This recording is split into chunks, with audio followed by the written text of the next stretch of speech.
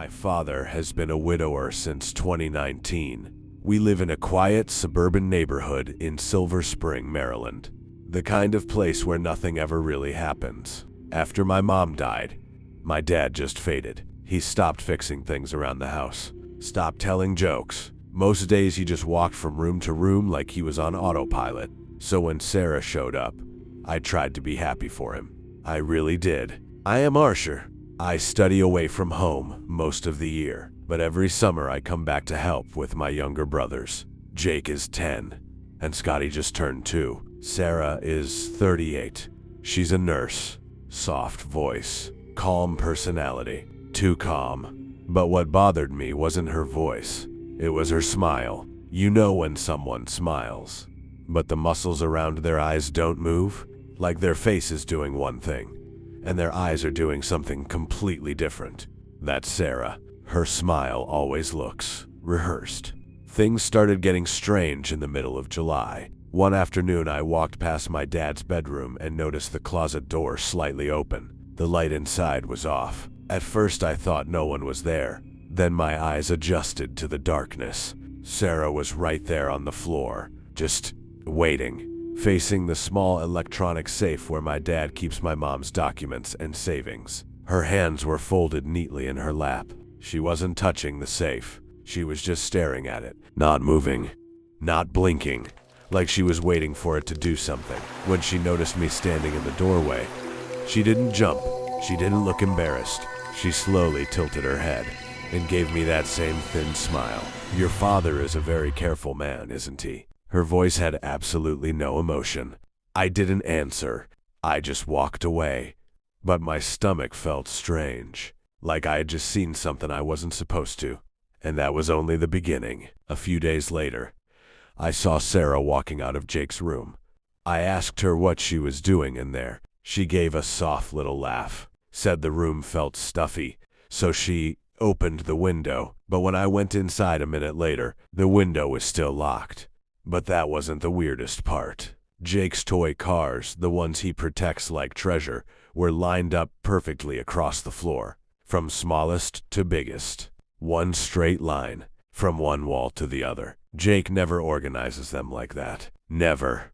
That was the moment I started paying real attention to her. The breaking point happened on a Tuesday afternoon. My dad took Jake out to buy school supplies. I was downstairs doing laundry when I heard Scotty crying upstairs. This wasn't normal crying. It was panic, the kind where a kid can barely breathe between sobs.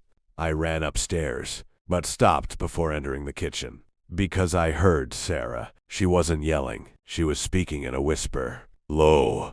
Sharp. Like a blade scraping against glass. Nobody can hear you, Scotty, she said softly. Your mommy isn't coming back. Scotty's crying turned into gasps of pure terror.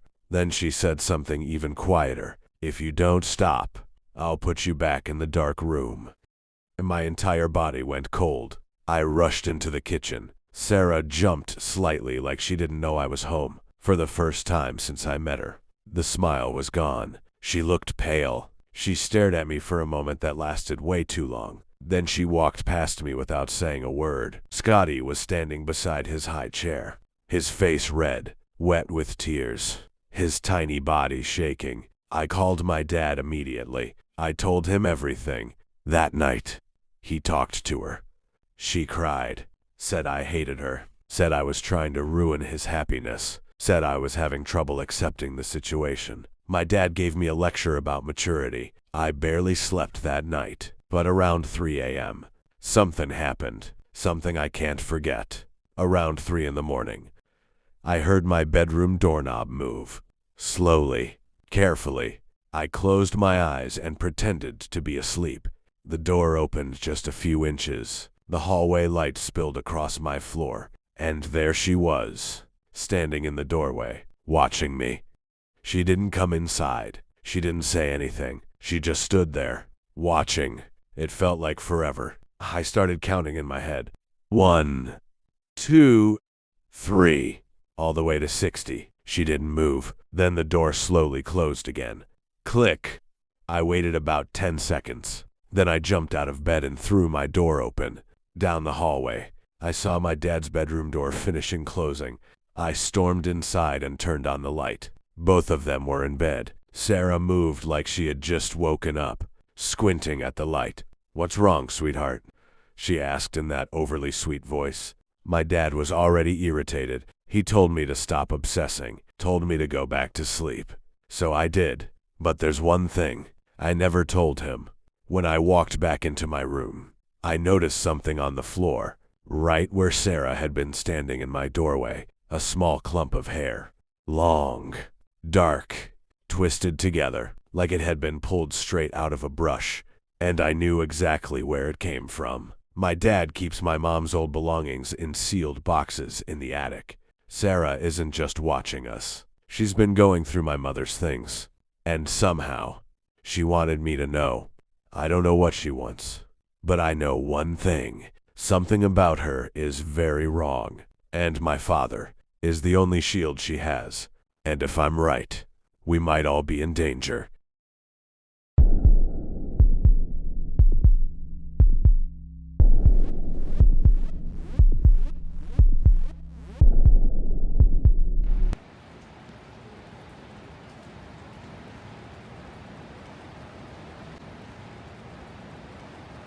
This happened 3 years ago when I was 24. I was living in a small studio in Boulder, Colorado. It was January, deep winter. The city was buried under that dirty, frozen snow that muffles every single sound outside. I worked as a freelance graphic designer. Because of that, my schedule was always a bit weird.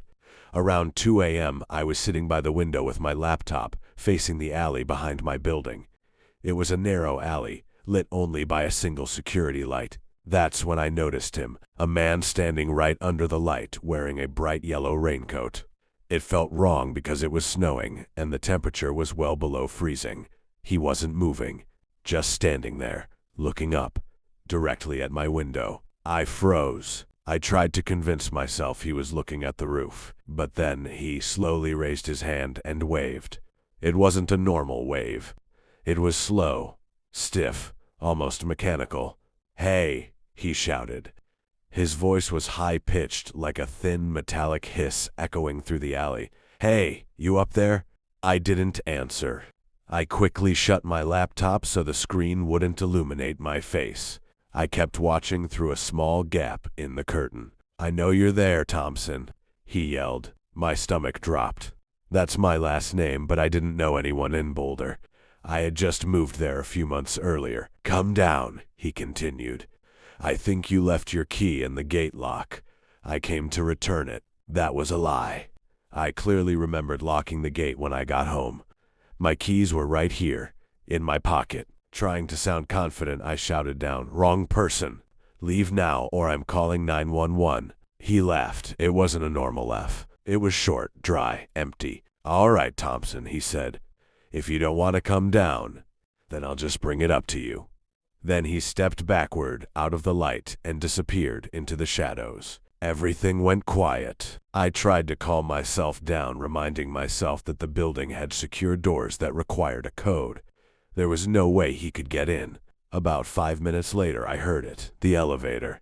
That soft electronic ding as it arrived on my floor. My entire body went cold. I didn't have a peephole, so I pressed my ear against the door, trying to hear anything from the hallway. At first, there was nothing. Then I heard it, a scraping sound, metal dragging slowly against wood. From the top of the door, all the way down. "Thompson," he whispered. His voice was right outside. So close it felt like he was already inside. "The janitor left the back door propped open with a brick," he said. "People can be so careless, don't you think?" Suddenly, the scraping stopped, and the slamming started.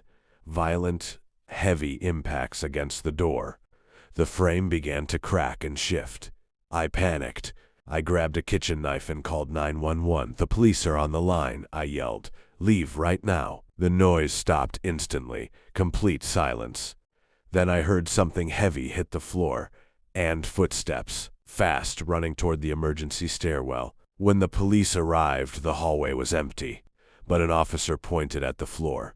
A large industrial screwdriver was lying there. Then he looked at the door hinges. The top hinges were completely unscrewed. not loosened, removed. That man hadn't been trying to break the door down. While he was talking to me, he had been quietly taking it apart. If I had waited just one more minute to call the police, he could have simply pushed the entire door forward and walked right in. To this day, I still don't know how he knew my last name.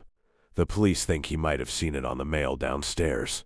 I moved out not long after that, but every now and then, late at night, I still think about that slow, metallic scraping sound, and how close he actually got.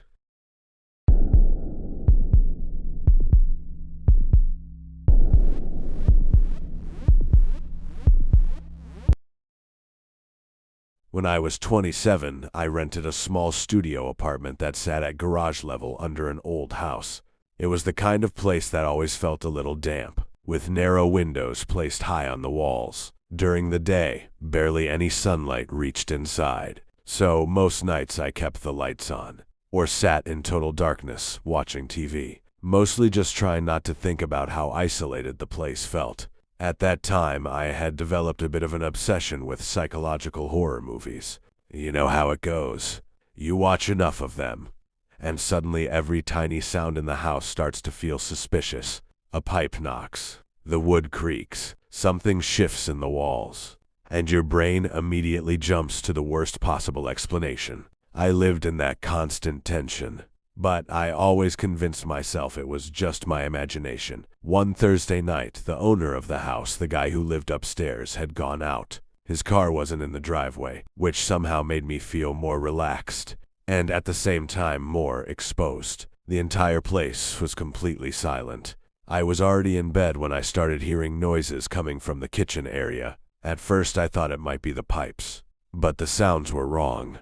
It sounded like fabric brushing against something, and small objects lightly tapping against the shelves, like someone was moving their hands around in the dark. I figured it had to be an animal, maybe a large rat or something. So I grabbed my phone, turned on the flashlight, and slowly opened the bedroom door that led to the narrow hallway. At the end of the hallway was the kitchen. A little bit of streetlight leaked in through the window, just enough to outline shapes in the dark. And that's when I saw her. A woman, standing in the kitchen, with her back turned to me, quietly touching the fruit bowl on the table. The shock hit me so hard I couldn't even scream. I just froze in the doorway. When the light from my phone landed on her, she slowly turned around. She didn't look scared. She looked confused.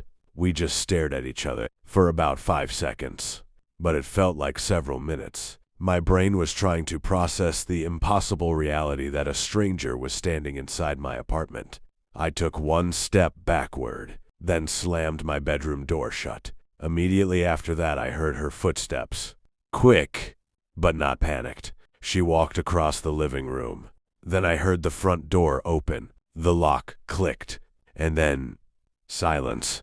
I sat on my bed for almost 20 minutes, shaking, trying to figure out if I should call the police, or if I was somehow hallucinating after watching too many horror movies. In the end, I didn't call anyone. I just locked everything I could, and stayed awake the entire night. The real explanation came the next morning. I told the landlord what had happened, assuming someone had tried to break in. But the moment I finished the story, he turned completely pale. Then he explained something that made my stomach drop. His ex-wife, who had a long history of drug abuse and mental breakdown, still had a copy of the master key to the house. He had never changed the locks. Apparently she had shown up that night thinking he still lived alone in the entire house. She used the key, came inside, and accidentally walked into my studio apartment, thinking it was the side entrance to the main house. But the part that still bothers me to this day is not that she came in. It's the fact that she entered silently, with a key, and had been standing there, in the dark, inside my apartment, for who knows how long before I got out of bed.